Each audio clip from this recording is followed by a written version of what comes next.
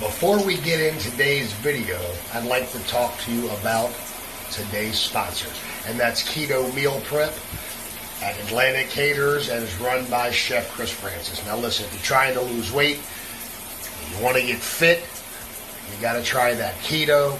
Just go ahead over and check it out and use my discount code Johnny15 and get 15% off. Now listen, we're about to go into this great video with videographer and cinematographer Tim Lidard. So don't forget to hit that subscribe button, like, and share that bad boy. And I'm going to tell you right now, you're going to enjoy this video. I appreciate all of you. Here we go.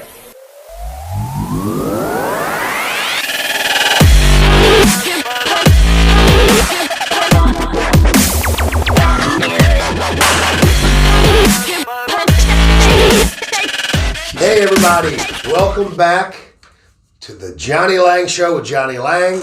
I like to say Johnny Laing a lot. And of course, super special guest today, Tim Lidard, who is right at this point in his life, and we're going to find out the rest, videographer, cinematographer. He's a musician, composer.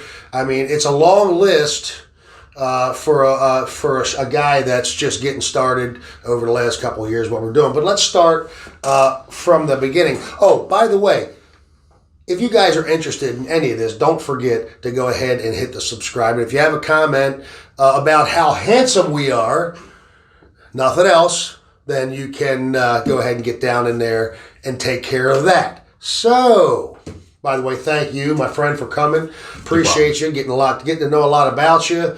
You got a lot going on up in there. But let's start from the beginning. Well, the beginning is December 26, 1977. 77, the year the King died. And he ain't there yet. He's not there yet. What is it? Elvis, what was it? Suede Elvis?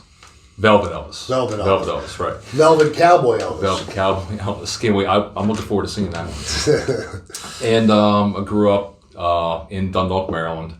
30 years in the neighborhood of Stanbrook.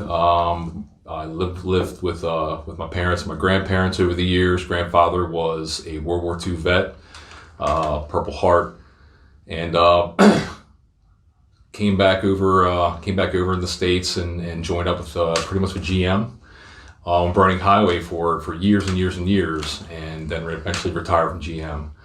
My mom was she was a graphic artist. She was really good at drawing. She was really good at calligraphy, really good in that aspect. My father was a draftsman, designer.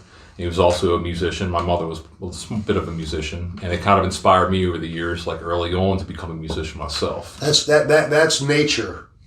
That's nature versus nurture. The nurture part's good, but it's nature, because I believe that kind of talent and the kind of talent that you do have in a lot of ways is something that is, I mean, it's obvious. You just told the story, and when you said about your parents, I was like, okay, I get it now. Mm-hmm. You know what I mean? But I think nurture is part of it too, especially when it's from people that have the same talents, and want to. You're right.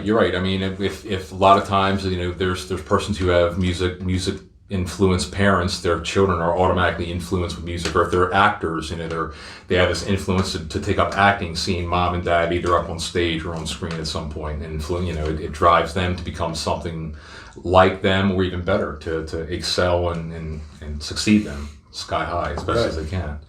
But my mother and father meeting in Drum and Bugle Corps back in the day, which is the marching drums and percussion and marching bugles. That's what kind of like the first kind of exposure to music that I had early on. That my dad and my mom took me around all of that in the stadiums and stuff, and then over the years picked up the ear for rock and roll and metal, in the 80s. What you liked, right? What I love, what I definitely liked. Your taste. But even the 80s, like and MTV being extremely prevalent in all of our lives, both here and Canada, because they had it up there too. Not as much music as it used to be. Definitely not as much music, and definitely not as much unique creativity in how the videos are shot. There's videos that just stand out in your mind that were just so original from the 80s that this like the Tom Petty, You Got Lucky, like that Mad Max kind of theme for that video, like that sticks out in your head, or Van Halen They videos. They did them. They really did them. There are a few though, but you're right. They get lazy Technology, too. yeah, technology definitely drives. Oh yeah. So where are we right now? By the way, I don't know. you don't know. I don't know because that's the thing about the show. It's up to you. Okay. It's up to you where we are or what we're seeing. So if I went like that, now we could be someplace else. Yes. Or if I said that, now we're someplace else. He's making me work for this one. A lot of snapping. Right. Yeah, Thanos. But so like when you saw like Van Halen, like as soon as you saw like the beginning of a video coming on in the 80s and MTV, you're like, oh, this is gonna be that video, and you couldn't wait to see these miniature movies of sorts. Thriller was a big one. Oh yeah. And then especially when you have like a big name director like John Landis, Animal House, and like his fame, to actually direct a video, for Michael Jackson. It's big time. It's big time. And so on and so forth. And then over the years, you see little mini movies come out, and then you see like these really short kind of like videos come out. And some are like all the fans gather around to see a rock group, or it's just something simple. It's just someone sitting there under just a simple single light playing an acoustic guitar. And that really registers with people. It reaches out and grabs people a certain way. And I think that in a certain way, a lot of today's videos don't really grab you, or even a lot of films don't grab you the way that the older ways used to. Why is that? Laziness, or everything's been played out so many times, nobody has any new ideas? Well, I think you're actually right in many aspects, and there's so many different ways off of what you said that you could go branch off and go. I think, so technology, the advent of technology and making it easier to put things out a lot faster has induced this quantity over quality kind of mentality, and that drives people to try and put out so much material. I got to get this out. I'm a social media mogul on this platform, and they're stretching themselves so thin. Meanwhile, the main thing that they've always wanted to focus on really loses its depth. Right. Whether it be a musician who did everything they could in music and then tried to become an actor, Right. and then it didn't really work out for them, and people are like, you should just be a musician, right? Stick to that, People watering themselves down. Yeah. So so when you have like either like a director who turns out way too many videos, you start seeing the same kind of theme in all these in these videos, the same lighting, the same camera angles, and it really over the years it really has taken innovation in young persons like maybe the viewers out there who could be watching this. It takes innovation. Just by seeing something and then making it better. It's like acting upon an existing invention and then making that invention better. How can I make what it's already been done over and over and over again? I could do the same thing, but it's different. I just want to make it different, and that's that one thing could make you stand out. Could be that Warner, which is a steady cam shot, like in Goodfellas, that this kid goes from the street all the way down into the club, through the kitchen, all the way classic. out. Those Warners make you feel like you're following the character into the actual scene, into the action. A standard camera stationary like that makes everything feel like you're literally watching a cinema. When you go handheld, standing around a group of people, it makes you feel like you're standing around a group and anything could happen at any moment. It makes you feel like you're like right there, and like it could create a little bit of paranoia. What's going to happen? Yeah, right. So, and that's telling a story with the picture itself, and that's what I'm really interested in these days is cinematography and videography and making. Wait a minute. Time out. So before, because look, I love where we're going with this, right? But you still have one thing that you missed. You say so. All right, you grew up. Wait a minute. You grew up musical family, talented, drawing, draftsman. Everything, and then you did. Oh well, it was mainly music for my life. Right. I focused on music so much, and seeing bands and artists over the years, and had inspired me to learn how to play like kit percussion as opposed to march percussion and drum and bugle corps, which I marched for many years. And then applying, didn't see that one coming. Right, yeah. So that was something that and the military and marching discipline that came along with that, and like how you carry yourself, on the field, and making sure like all of your sticks came up the same height. You could run a level across everyone's sticks when they're playing, and it's taking pride and passion, in that, and to be the best you can be, and it drives you to whatever direction you are in life, and that's kind of what set me off on that path is drum and bugle corps. But being focused on music, like in music, I could have let like my other grades just slip because music was an A music all the time because it was like my main focus, and it still is a really big focus like now, but getting to that point later. But in the 90s, I started, learning how to play drum kit, more efficiently and proficiently, and then took it a step further in the late 90s, coming into contact with a lot of other professional drummers, having worked at a percussion shop a number of years ago. And I came across the likes of Dennis Chambers, which is, he's the monster drummer of the world alive right now, in any style and just in just feeling and flow. Larry Bright, Will Calhoun from Living Color. Like, I met all these guys in the same drum shop. Like, they all came. Wow. Dennis Chambers was setting up drums. His roadie was setting up drums in the basement, giving lessons to other drummers and aspiring artists. And like, I actually got to help his roadie set up his gold-plated drums, and I was like, it was a tremendous like honor and like experience, and like my eyes are wide the whole time. Did you have a boner? No, I did not. But I did take the liberty to go walk behind the kit after his roadie was taking out the last of like the traveling gear, and I sat down behind the kit.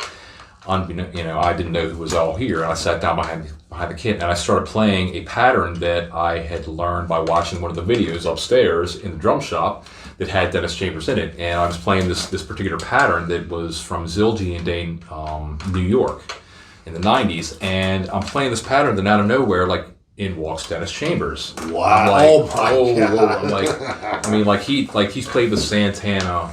He's played with Parliament Funkadelic. And you're sitting there on his set. I'm sitting down on his kit. And so he walked in. Here's this monster like drummer, and I got up to him. So sorry, sir. But I wasn't trying. He said, "Oh no, I recognize that pattern from Zildjian Day." And it was the Simon Phillips 9/8 pattern. When you played a paradiddle, double paradiddle, and triple paradiddle, and you get a 9/8 pattern that comes out of it.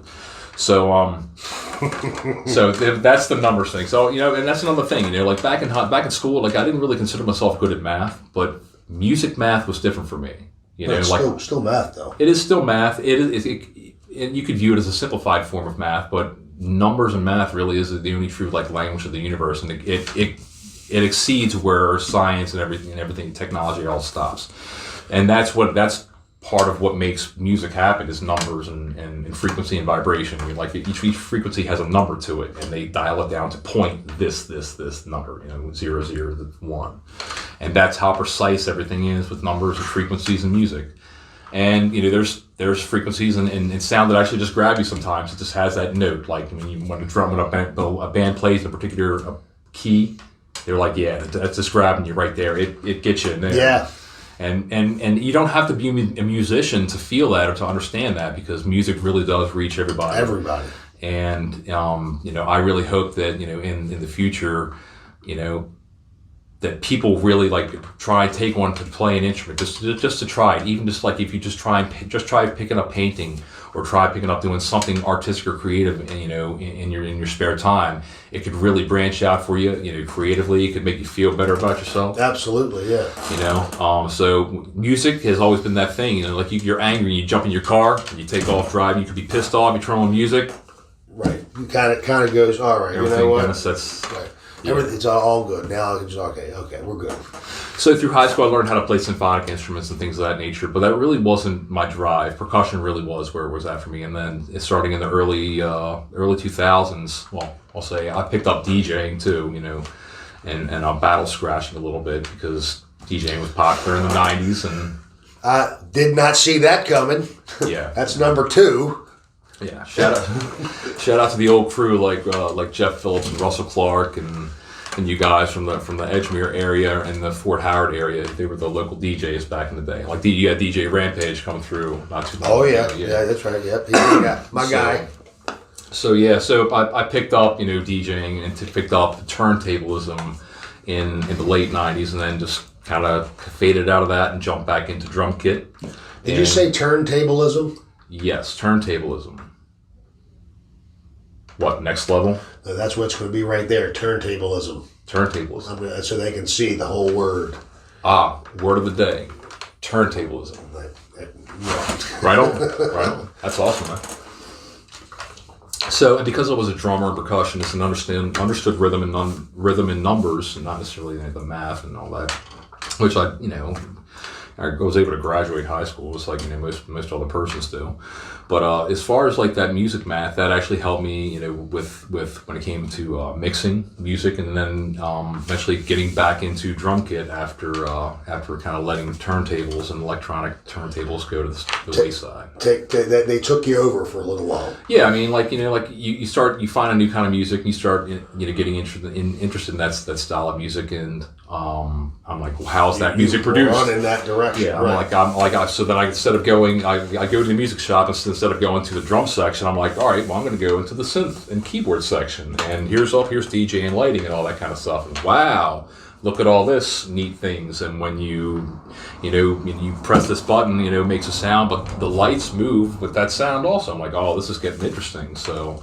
And then you start trying to, what could I do? Could I create like live DJ productions and things of that nature? And you can.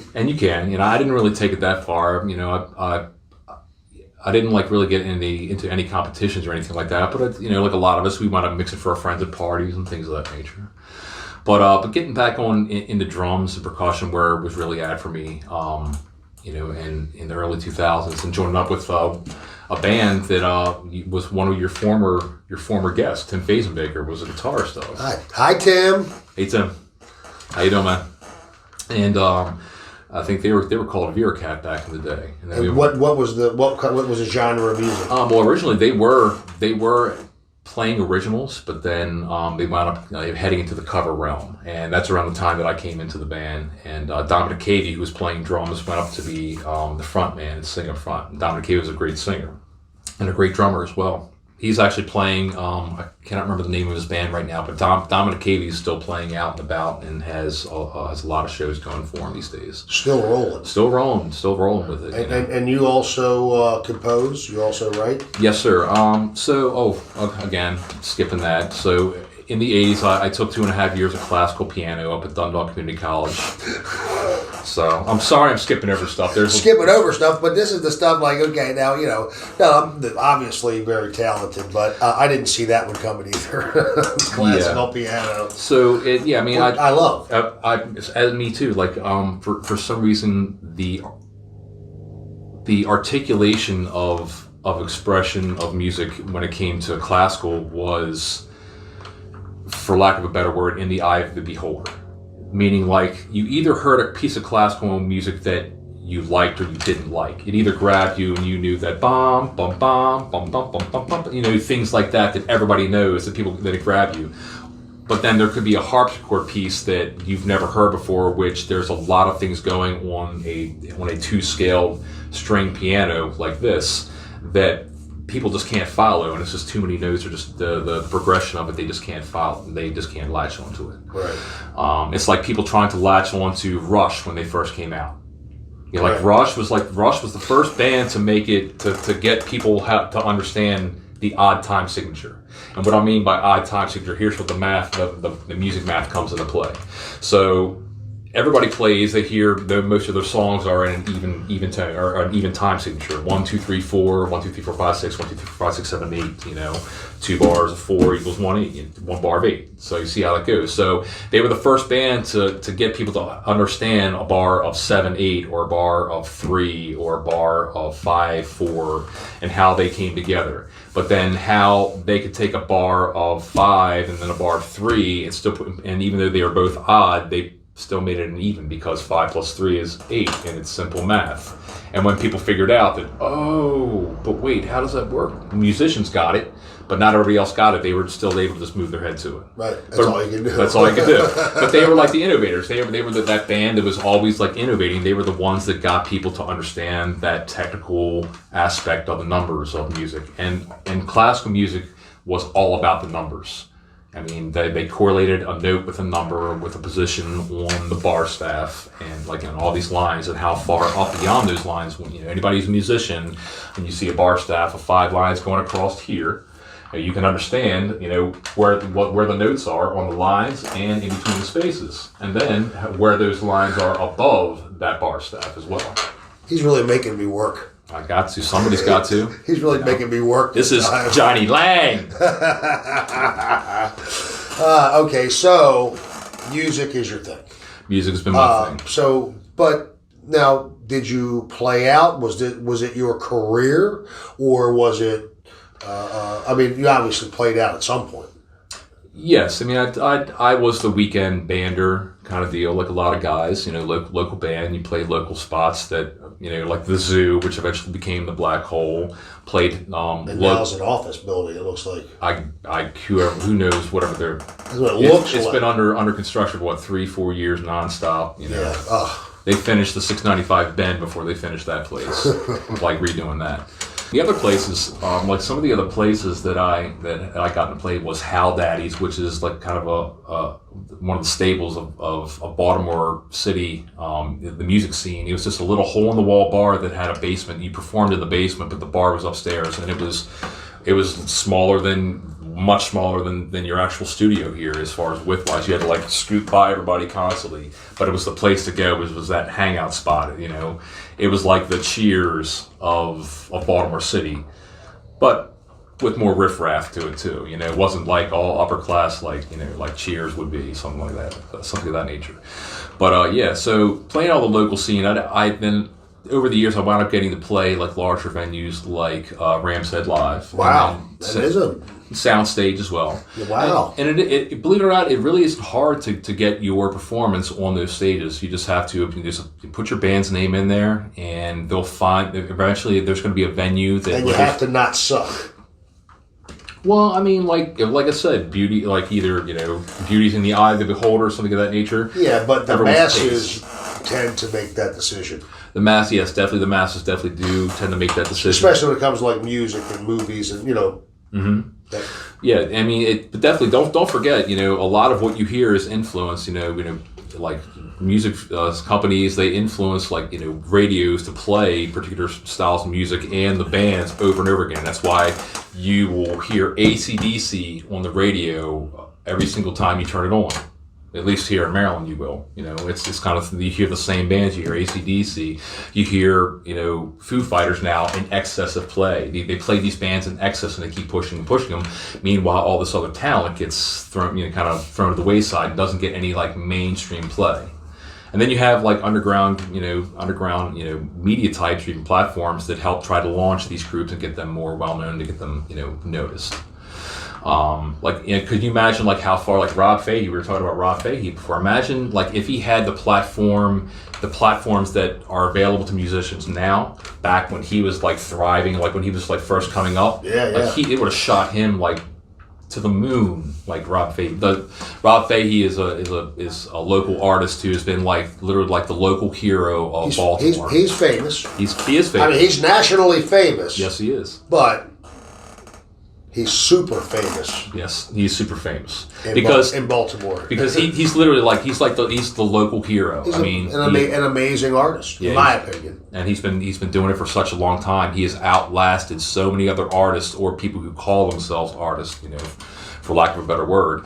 Meanwhile, he's still been going strong. And big ups to all the guys out there who keep it going no matter what, whether they're plugging along, whether they're popular with it or if they're playing locally. Those guys are still, drawing some kind of crowd, but they're also enjoying it, doing themselves. Look at some of those guys. Write some videos on this channel. Some local guys playing, and but a lot of the locals are really good. Yeah, they are. Like you say, guys that get pushed to the wayside, and other talent being pushed into the limelight. Absolutely. Absolutely. How did this person, you view it and you're how did this person get that chance? Well, some rich guy decided to just give him a push or give that person a push. Meanwhile, this other person who is amazing, who spent so much time working on their craft and perfecting their craft and putting so much heart and feeling into it, they just kind of get thrown aside because it's not popular right now, the genre of music. Or somebody just really doesn't see the heart that they put into their performance, giving it all or nothing every time they go out there, like traveling, like setting up everything themselves, everywhere they go. Yeah, there's people who are so devoted, and then they never get out of their small town band kind of promotions. They don't get their promotion's a big thing. Let me cut you here, and I'm not cutting the video. I'm just letting you people know you're going to be hearing people closing their doors, and I'm sorry, I live in a neighborhood, so you're going to have to deal with that. So, music, and I love you all, by the way. So music has made it happen your whole life, but when you're a weekend warrior, you have to do something during the week. This is the build-up right now, okay? This is the build-up to, in my opinion, and really, I've had I have zero musically talent, but just that, getting to that point where you decide that you just want to do what you want to do. That's something, whatever's going to make you happy to do. You know what I mean? So yeah, that's it. I completely understand. Before that happened, and we're not there yet, you did do your music was your main outlet, and then you had to go to work during the week doing. Well, it has to be something. The story up to now has been pretty amazing. So, well, thank you. I mean, it's like you're when we talked earlier, and you were, my life, I just had a regular life, and it's kind of how it feels. I mean, it's like, because I feel like it's not as sensational as some other persons, but or even the experiences that they've had, or maybe even the places that they've gone. Well, I mean, here's the great part about your whole story. It ain't even close to over yet. Oh. And it's just getting ramped up. But you did something before. So what was your jobs? What did you do besides play music up until we are where we are? Well, starting out, unlike a lot of people, at a young age in their teens, they try to get like a job at like McDonald's or something local like that. I was lucky to have the opportunity to at the age of 13 join up with my mom's sign company. She had her own sign business, which dealt with box signs, neon application, vinyl applications, things of that nature. And I would go out there and basically install things that have been fabricated and learn how to bend neon, pump neon at a young age. Wow. Probably around 15. I never got into professional like creating cursive and things of that nature, but I could do my crescents and my moons and my right angles and make steps and borders and whatnot. It's a complicated process, also a dangerous process. Such a boring life, anyway. But I mean, again, it's not something that I didn't carry that on in through the rest of my life. But I did have that experience, so I guess that is like one of those cool stories early on.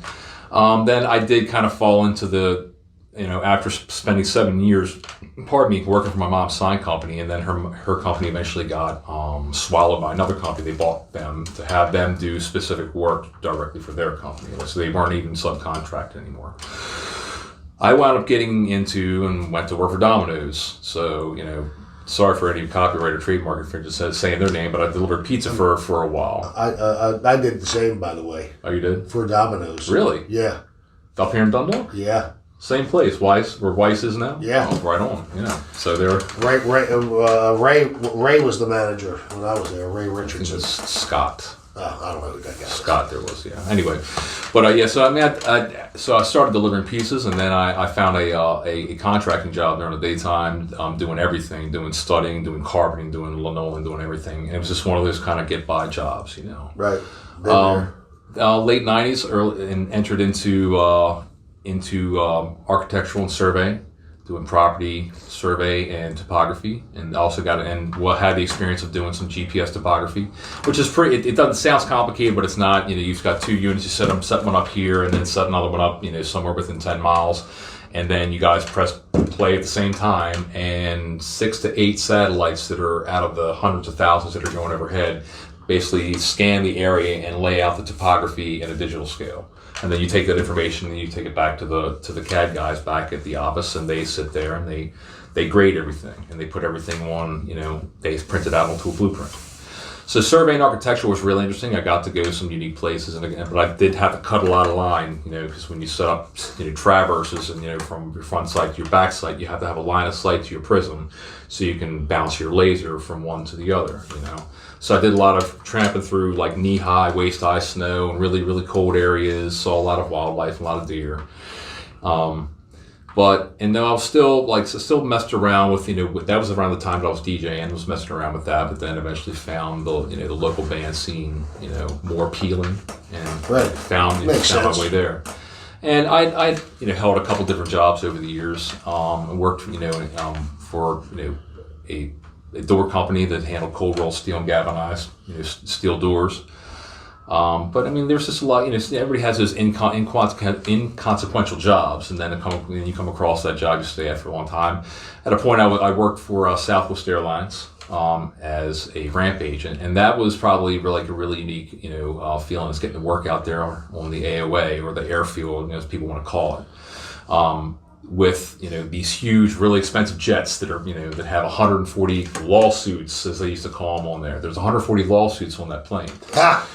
So that was the unique way they used to explain it to us, because when you have all these people on a plane and you hook that plane up to the pushback, and the pushback is that big unit that drives the plane with its wings out, it drives it out and faces it in the right direction so it can take off.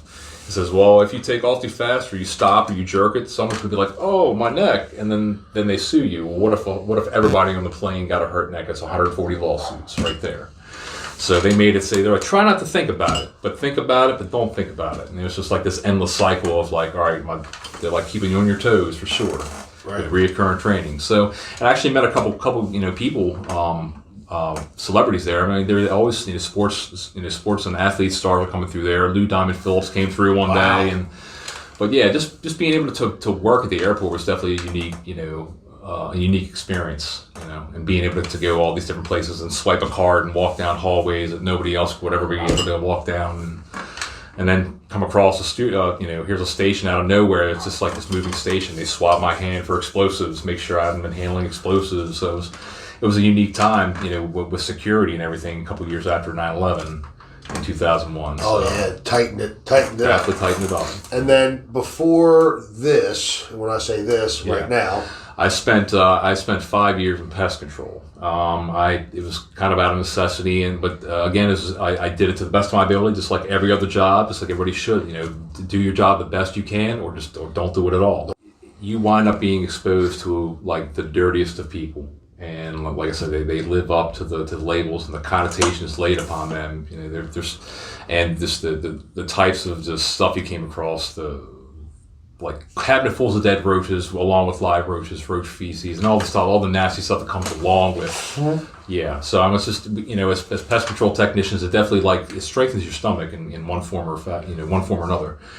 But it was just, I just really felt like I walked into a negative place every single time I went to work every day, and it was just 5 years of that. And I had a boss that didn't really give a crap about his employees, and just kind of dogged them. And he always said, if you take care of us, help us build this, this company, you'll be a member of our family forever. And but then he'd go off and drive off in one of his 3 Corvettes, and we'd be like scrounging for money. Right. And he's living in big houses and going on trips constantly, and he'd drive to another state to go pick up some hot rod car, and then have it for a couple months and trade it. And then what are we doing? Like we're living like we're barely living, Right. And then we have to go and deal with all this stuff, with all this stuff, and deal with irate people and the stuff that's making him rich that he doesn't have to deal with. Stuff that he doesn't have to deal with, So to anybody coming up and if you get someplace and you have employees underneath you, don't ever forget your employees, because your company doesn't run without them. Right, you're riding their backs. You're making your money off their backs, so make sure that you take care of them backs. And the worker ants do talk amongst themselves for sure, So that's just one thing. But yeah. So after feeling like like a lot of people do, they feel disrespected their job, they feel unappreciated. There's tons of people. It's happened to everybody in their life. So it's another sad story on a small violin. But so instead of doing that again and again, like I had someone really and again and again and again and again, just keep on again and feeling like I had to keep on doing it. until, someone real special to me, my girl, influenced me to leave that company. Says, why don't you leave that and do something that you really love? Why don't you do something that's going to make you feel good, something that you're good at? And let me touch upon that real quick. Everybody does something really, really good. It could be the tiniest little thing. It could be like, there's people who do, like, you throw bottles and they land. There's videos of them doing that, and they get 20,000 views or likes or something of that nature. And that's what my point is that everybody does something really, really well, and that thing that you do is worth something monetarily to somebody else in this world that they will pay for. They'll pay for your services. They'll pay for your ability to do something that you're able to craft or build, or a piece of music that you could play for them or write for them. There's so much out there. Utilize that and make that work for you. Work off your strengths. Yeah, I mean, your strengths, like the tiniest thing that you do, is worth something to somebody else, or is appreciated by somebody else. Even if it doesn't make you money, it could make you happy. It could make you extremely happy, making somebody else notice. That's what I'm doing. I'm not making no money, but I love doing this. I love finding out about you and the people that, for whatever reason, I don't know, keep showing up. I invite, they show up, and I'm still trying to figure it out. But that's what you got to do. And you're enjoying it, right? I love every second of it. Yeah, and the Jays and the Fantastic Jays. Right. And don't forget, plug. Don't Fantastic forget. Jays. They'll be down in the description. You guys know they'll be there. But the older that I've gotten over the years, pardon the little pun, but it just feels like it should be more about making yourself happy and not making the persons that you work for happy. And if anything, if you're able to work for yourself and try and build something for yourself, even if it doesn't get off the ground, at least you gave it a shot and gave it a try. But their chances are, whatever you try and do these days is gonna gain momentum, and it's gonna keep on going. As long as you're rolling. As long as you're rolling. I mean, you gotta keep doing it. This is my very first podcast, and I'm honored to be that this is my very first podcast. I appreciate it, man. I really do. Johnny Laing. Hey, when you meet somebody, and it's like when I met for the first time, I was like, something about this dude, and then we got to chat, and then more chat. Then as you started coming up off with a little bit of information, I'm like, huh. And then which we'll get here, yes. But on a movie shoot, and then you find out more stuff, and then I'm like, well, this is going to be a good. And then the most important part is you said yes, I'll see you, and you actually showed up. Well, why would I turn it down? Everybody's, everybody would jump at their first attempt or opportunity to appear on a show or even appear on a podcast, whether it be big or small, because it's media that's getting out there on one exposure, one platform or another, and so I was absolutely excited and ecstatic when you asked me to come on, and whatever the topics may be, whatever topics. I was wondering if you were going to have topics for me to discuss and whatnot. But before we get to what you're doing now, what you obviously love, right? And you're good at, and I feel like you're going to start loving it too, because you're going to start doing it a lot more. I appreciate even you give. Today I've learned a lot. Mm-hmm.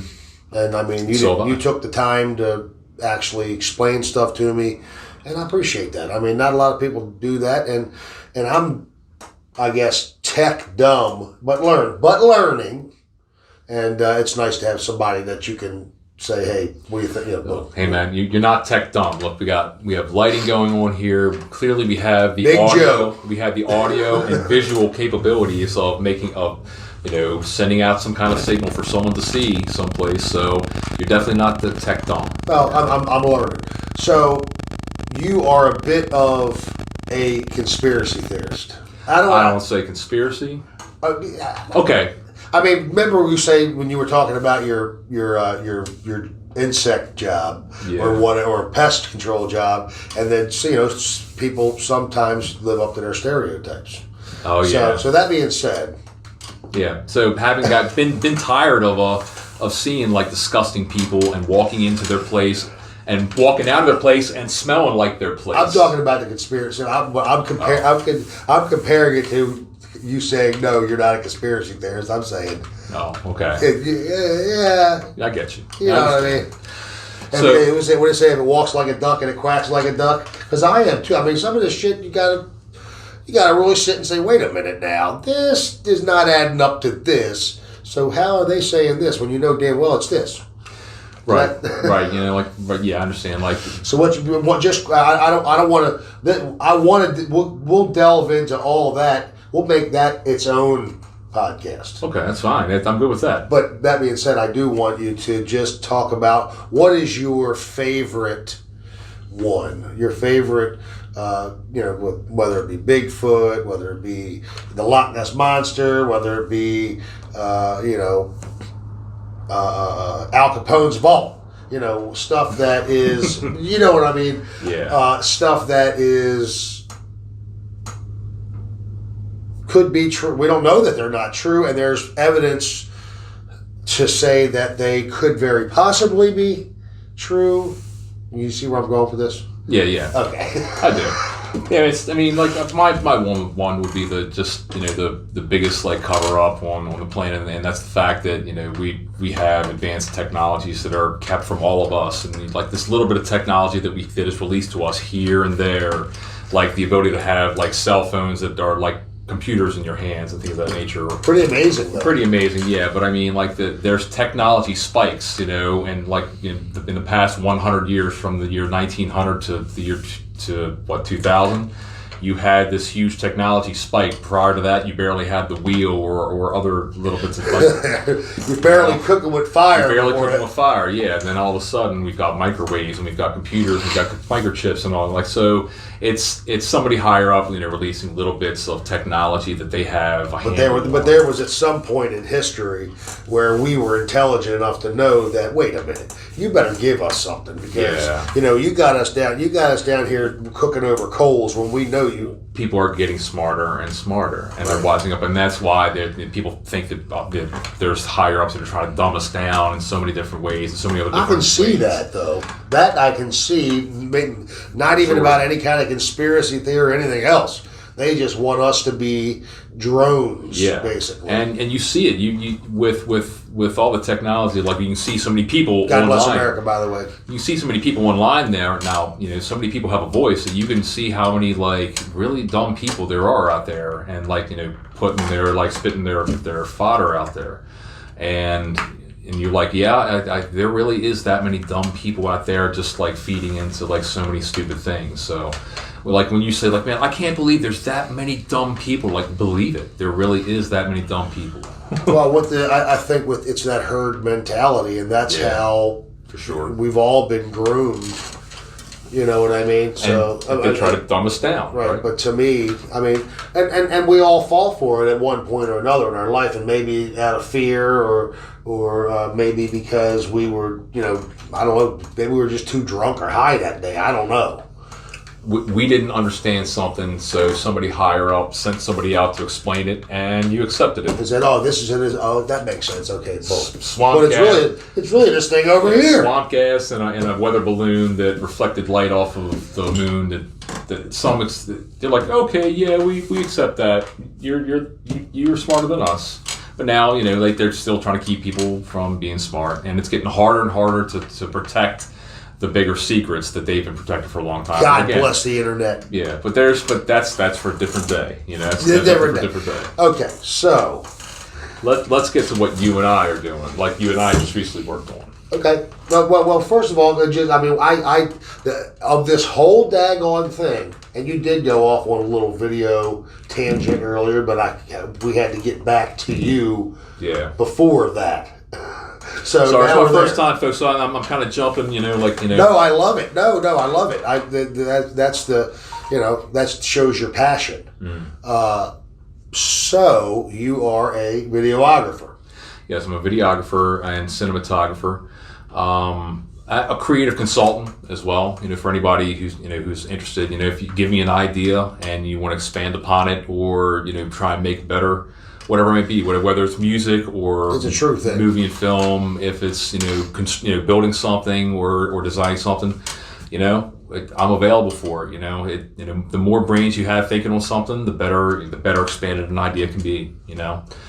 Yeah, that's why I'm trying to surround myself with as many big brains, in many different realms of experience. You've made my brain go off and think of some other stuff that you expanded me a little bit today, which I appreciate that, because I'm like, oh shit, a couple things I'm like, so simple, but I wasn't there yet. Okay, but I mean, it's that learning experience. I mean, me stepping into the realm of work that I'm in now, it's something that I wanted to do a long time ago. When I was young, I really wanted to be a special effects artist, like a makeup artist. And this is me studying films and we all watch movies and be like, oh, how do they do that? And then when you find a book, you go to a library and you find a book how they did it. It's like anything else. Back in the day, that's how we did it. Yeah. Unless we like that, I doubt we were going to really find anything on a green screen computer. Not back then. No. We didn't have that ability. So we would go and we find it in a book, and when you found out, and you're like, all right, let's start taking notes on that, and then you start watching the movie again and be like, all right, I know how they did that and how they did that. And that's all of us, and that's eventually like what drives movie makers and TV, filmmakers and videographers to make better content, because people get smarter and they wise up to the tricks. The older magicians, you figured out how the older magicians did their tricks, compared to newer magicians, how somebody just like walks up to a wall and walks up the wall. Right, more illusionists. More illusionists, yeah. So, but these days, like, people have a keen eye and they know when something's fake. And they're out to catch people when they're faking it. Yeah. And you're like, oh wait, look, I saw the wires that's making that guy fly, so someone didn't do their job properly somewhere along the lines, and because the magic is and mystique is gone, because now it's just a guy on a wire. So paying attention to details and things like that is what is really the movie magic. That's the magic, and that's what's most important these days. Is paying attention to detail, because if you're paying attention to detail, you're going to notice gaps and holes in things. There's like movies like where in one scene, you've got two bottles here and you've got a glass here, and they cut and they're shooting this angle, so then they shoot a tight of your face, but in the next scene, this glass is not in the scene, and the continuity is ruined, because now it looks like the shot is from a completely different day, different time, timeline. Where's the mug? And then all of a sudden it's back again. Wow! Out of Africa is a good example of that with Robert Redford. There's a wooden bowl sitting on a table, and it's got 3 oranges in it. In one scene, it's shooting at Robert Redford. It's got 3 oranges. Shoots at the actress, and then it shoots back to him. There's 2 oranges. Somebody got hungry. Who knows? Like the prop keeper wasn't paying attention. Then it shoots back to the other lady, and then shoots back to him. There's 3 oranges again. So it's continuity, continuity error. So because people's eyes are much more keen these days, and you have to be on top of your game, and that's what really drives people to make better cinema. And that's what I'm really about these days. Is I want to make good film and good cinema. So what are you? Okay, so you just completed a film? Yes, I'm talking about before whatever we were involved in. Yes, with the same production company, with Star City, I was working on a project called Nature's Quest, when Derek Stroman, another one of your good buddies, and another personality who's been on the show as well. Shout out to Derek. How you doing, man? Love you, bud. And so he brought me into the company, and I just kind of came in just operating the boom. I came in to operate the boom, and I just planned on just observing and seeing how the company works and see how people interact with each other and how their production works. And then I saw a couple things that that might not have looked right or looked cohesive enough, and then I decided to speak up. And so, needless to say, I started holding a boom, and by the end of the shoot, I was operating a camera. So what they saw that I had ability, and I just wasn't trying to just put it out there, and that I have, I said, hey, you're missing this in this scene. Don't you think 4 years later that the scenery in this room would have changed? There might be another picture on the wall. There might be something like a chair added to show like a jump in time. Here it just looks the same. So that was one of the things, like having an eye for detail and continuity is what kind of caught their eye with me. And then he said the director of photography actually put a camera in my hand and says, here, you shoot this angle. You set up the scene, and I set it up, and he says that that's not how I would have shot it, but I like it better. And that, of course, that really feels good. It makes it feel like all the studying that I did prior, 7 years to this, prior to just studying lighting and color and contrast and how scenes are blocked, which means there's lighting here and there's lighting here, and here's the camera and here's where the action goes, and how that translates, how it goes from paper to screen, and what translates on screen as far as movement and action. And not so much about the script and how and what the actors are doing. I want to leave that to them. But if my production design and how I'm shooting the film or the room around them, it can influence them and influence the character that they're trying to design, then that really feels like an accomplishment, because then the surroundings are assisting telling the story as much as the script itself. Script can be fantastic, but if the background and everything else in the production design doesn't look right, then the script is just going to be two people saying this great script, but with lameness behind them. Pardon the term, but it really looks lame. And when things are shot real fast, and I didn't want to be involved in projects that are just rushed real fast, quantity over quality. No, quality is really where it's at. If you take the extra time to move a light here, add an extra light like you have done, like before I even came in, you had multiple lights set up in your studio here, and it covered everything. It covered your green screen, covered everything properly, and I was really impressed. So you're not a tech dummy, right off the bat, he knows what he's doing, Come get on the Johnny Laing show, have a great time. I've had a great time all day, been here all day, chatting, discussing things, even off camera, and that's been the greatest time is the exchange of information. You come across a person, you guys exchange information, and then all of a sudden, the similarities and the likes and the things, you guys are on the same path, in so many ways, and it that's that hand up. That's paying it forward. You learned, and you whatever you've learned throughout the time that you've trained, 7 years, you say, prior. Yeah, and then. Even though I was playing in a band, and I was still studying, film and picture and how things are framed and frame rates and how motion and frame rates are make a difference, between 24 to 30 to 60 to 90, and how motion is captured both in film and digital these days. So learning both ends of it, because make no mistake, if you plan on getting into cinema or filmmaking these days, or even in the future, they are still going to use the older style of film and using film canisters, because there's just something about film that is often not captured with digital, because everything is so precise and so constraints, the tolerances of digital is so precise that when you zoom in on a picture, you don't get pixelation or digital artifacts or what we call noise or distortion. You see distortion in the picture when it starts to get all grainy. And that's where film kind of creates that picture of life. There's that music, that soundtrack for life. Well, pictures in film, with the way we've grown up watching them, have actually kind of shaped how we view film and how we view film that looks like real life. Yeah. And having that glow around certain lights, or that blur around the outside of the edge of a glass, that matters. That's what registers on film, and that is often lost in digital. So a lot of directors still use film to shoot. So they actually shoot film and digital at the same time, and then they'll cross the two. Oh wow! So they cross the boundaries of the two, so you can get the best of both worlds. And then you have big scale, directors like James Cameron and Christopher Nolan, who use large IMAX cameras, and that's not shooting digital IMAX. That's shooting IMAX 75 millimeter, and that the film for that is literally that wide, about as wide as your cell phone that you've got in your hand right now, as you're watching us, either this way or whatever. Right.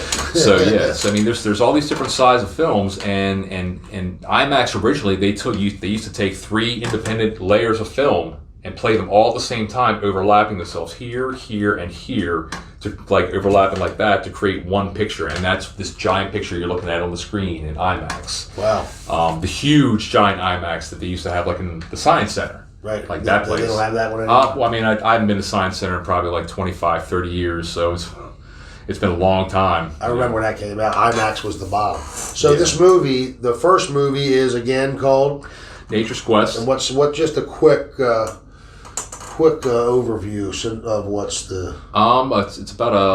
It's about a guy who dates a girl that isn't really a girl. It's actually a transgendered person, and him not knowing or understanding like backstory, as well as there's love triangles that are happening in the film. I don't want to give away too much out of respect for the writer. But it's basically written to where there's, some people have had, some love triangles with other persons, and those persons are related, and, just happens to date the wrong person. And then later on, eventually, like, the truths come out, and then there's the reactions that come from that, and the conflict that is involved with, somebody finding out that somebody is transgendered, like they didn't know prior or something of that nature. So. Right. So then it's an interesting story. So like I kind of came in on that. I didn't really have as much influence until near the end of the film. Like when I actually kind of got in and got hands on, and they allowed me to to have a little bit more influence on set, than just standing there holding a boom. And I felt also, and don't think of this as I came on as like some experienced guy, because this is like really was my first time working on a set, and I did learn a lot from being on set and learning how people interact and what works and what doesn't work, and how time really should be managed.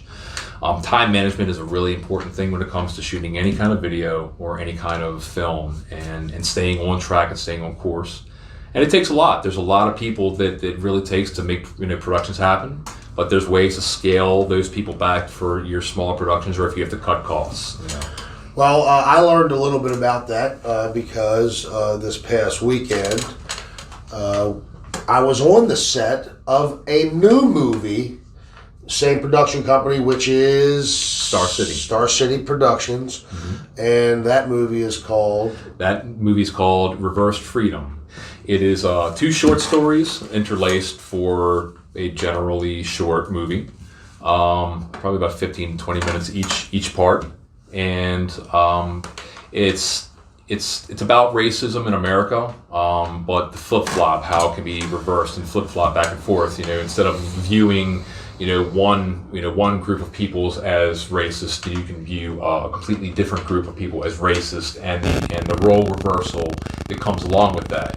Instead of someone being a token black person, it would be a token white person instead. If you've ever seen, there's a number of years ago, a movie came out. It was called White Man's Burden, and it was basically a movie about what if it was the opposite. What if a race of people that instead of that they were been put down for many years and held down with a boot on their head and on their neck. Instead of that happening, it was the other race. It was the white people who had the boot on their neck, who was shipped around, who was sold, and eventually became the considered degradation of society, which I don't know where people get that. But it was a really interesting contrast of how, and it starred Sidney Poitier as well as John Travolta. Two of my favorites. So John Travolta was basically was this guy who was trying to steal money to get money for his daughter's operation or something of that nature, and the only thing he could do was resort to stealing. So he kidnaps a guy and then tries to force him to get money out. So, and they did this role reversal, how it was like white Harlem. It wasn't like black Harlem. It was like the white Bronx, or it was like white Compton. It was completely different. It was like complete role reversal, and that's kind of how freedom or reverse freedom is. It shows 2 stories of how the roles could be completely reversed at any time. So don't forget that any race of people could put down somebody else. It's it's a story that needs to be told, and. I can't wait. I'm so excited, baby. And I was the bad guy. Okay? Yes. He played his part well. He did a good job at portraying his part well. We're not going to reveal who he is or his intentions, but he definitely fell into the role very, very easily, and it came almost natural in his acting ability. It did. It was good to have people there to to give you suggestions and hey, well, because I did today. You really got to do it a bunch of times and from different angles, and they want to see this person's reaction when you say this, and that person's, and that you got to do this and get out of it. So there's a lot involved. A lot involved, but I enjoyed it, and I'm excited to see what the final product, because I think it is a really good story. Mm-hmm. And we were really out in the small town doing this daggone thing. And we literally came across the curmudgeon racist guy up there where we were shooting. He literally drove out of his driveway and gave us hell for basically being there and shooting a film. And he was like, "Stay off my property and don't you get on my property," and that kind of thing. So it almost was like, is this like really happening? It's almost like a surreal moment. Film impersonating life. Life imitating art. Or life imitating art, or art imitating life. Exactly. Like it could have went. It was like the door was going both ways there. So it was just definitely one of those surreal moments. We're filming a particular type of scene, and it was a violent scene also because you got in a little bit of gunplay as well. Yeah, there was some gunplay involved. I shot Kenny in the leg with one of them BBs. Oh, that's right, you did. That's right, you did do that, and like unbeknownst by accident. Like, so when we were testing prop guns, which were actually BBs, there was an accidental discharge. We were in the truck and yeah, and then there was a holy hell, why this and that kind of situation. We we all laughed it off and whatnot, but one thing like he pointed out, and he was prepared for it was the amount of times that he literally had to drive his truck in scenes. He had to drive his truck. We had to pull scene truck backwards, and deliver scenes. So if you're interested in getting into production work, you be prepared to do a scene as many times as necessary. When I was young, I had just like there's a lot of people in Baltimore who had the opportunity to be in some of the productions that were here around Baltimore and Maryland, and like the Replacements, and especially Major League 2. Major League 2 was such a big one. So, and I can attest to this. There's a scene where Charlie Sheen and his girlfriend are eating dinner at a restaurant, and I can attest to this. We shot that scene 19 times because every time we did it, they either needed a different angle or something in the background went wrong. And what I mean by that is one particular instance, I'm standing in the background, and you can see me. I'm wearing a red jacket. I'm just this red blob in between Charlie Sheen, and you'll see me move like this. We had to stand there to block orange cones that could be seen in the way in the background of the shot. So we're there with a production assistant with a walkie-talkie to block these cones. And then out of nowhere, in this one take, we hear cut. Is that a guy on a donkey? And we're in Baltimore City, and we're at a restaurant called the Telltale Hearth, which is Edgar Allan Poe themed kind of restaurant.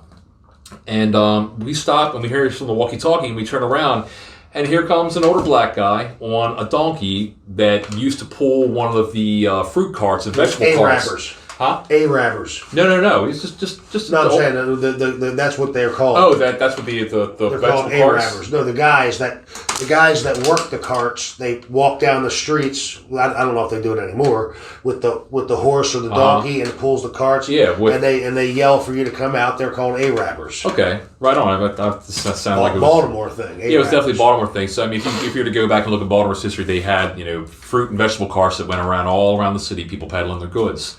And an open air market, but it was a traveling open air market. They came down in Dundalk even. Right, and as well as the trolleys all the way down here to North Point State Park. So here comes this gentleman riding a donkey down the street. He just ignored the cones and was riding right into the scene, and we had to stop and wait for him to mosey his way on this donkey all the way down the street, and then ride down an alleyway. So how about that for a shot? So there's like memorable moments. So if you get into film, like you have these moments where you're like, wow, this happened on set, and you would never believe that this happened when this happened. Did you see my one other memorable moment?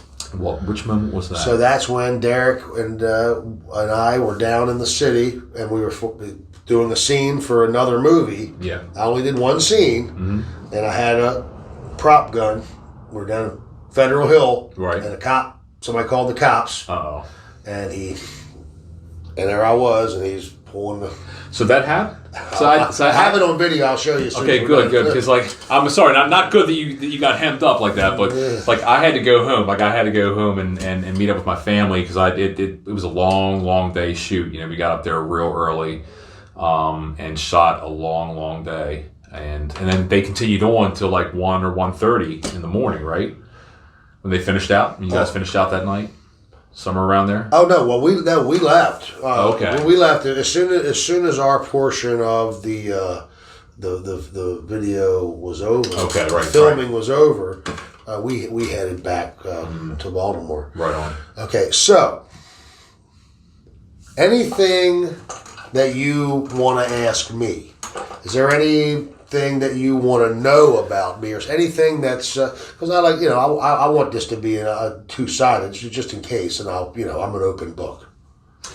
Well, I don't know. So what did you grow up doing? What was your interest growing up? I mean, when I was growing up, I wanted to be a special effects artist and technician, and I really wanted to go to a school, but I never had the money or the backing to do it.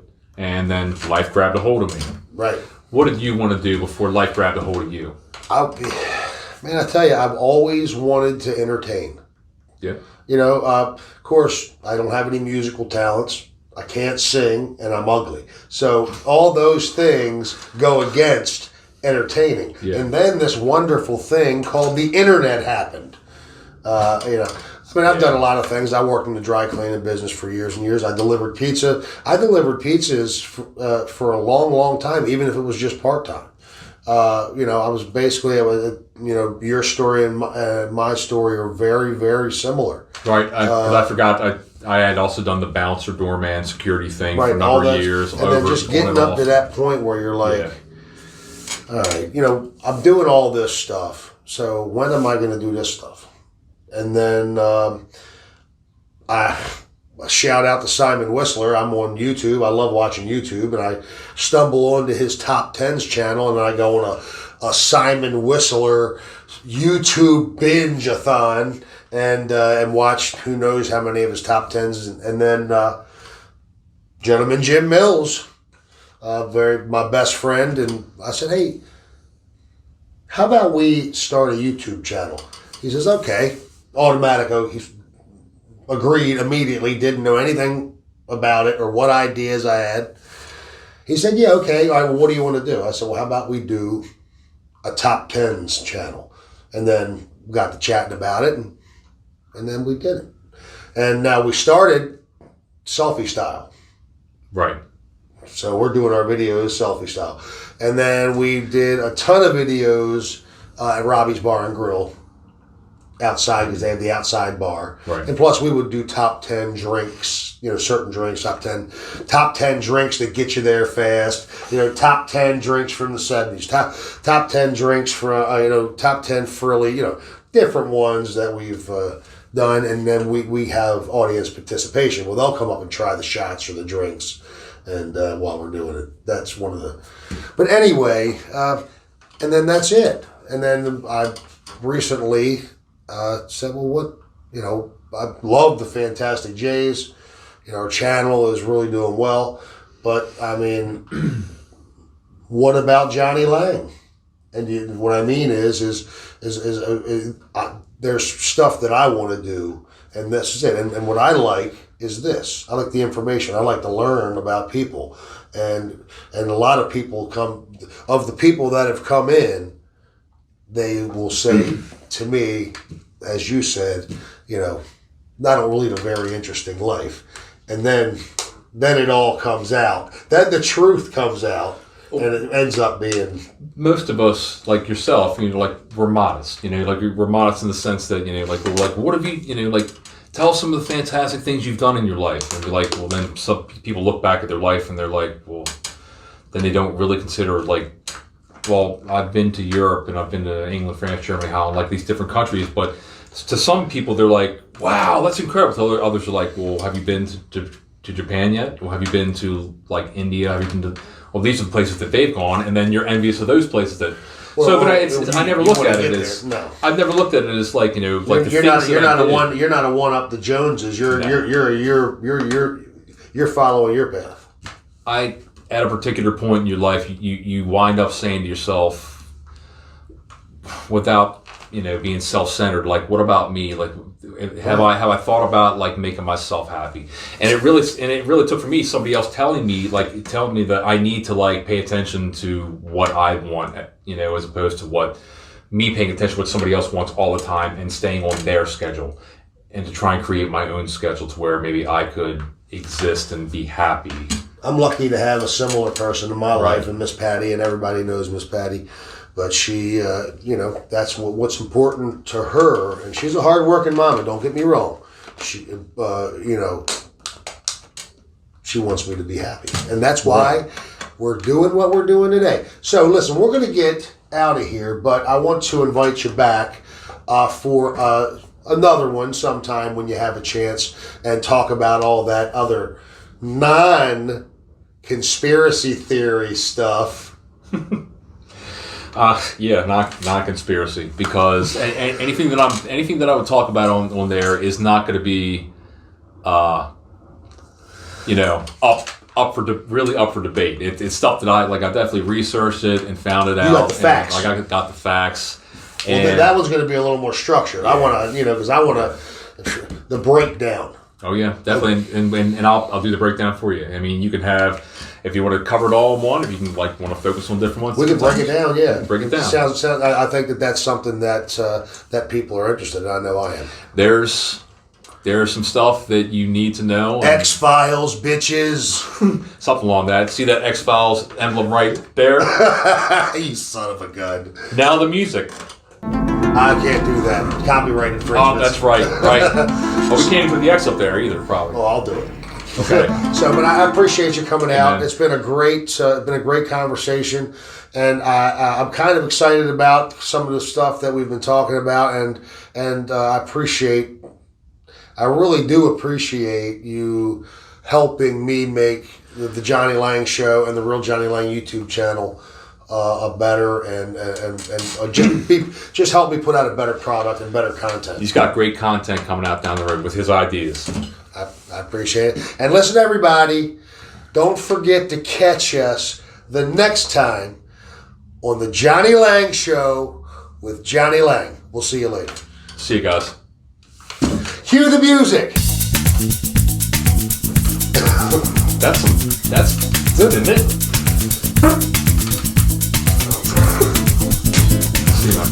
Good one. I'm excited. I'm like.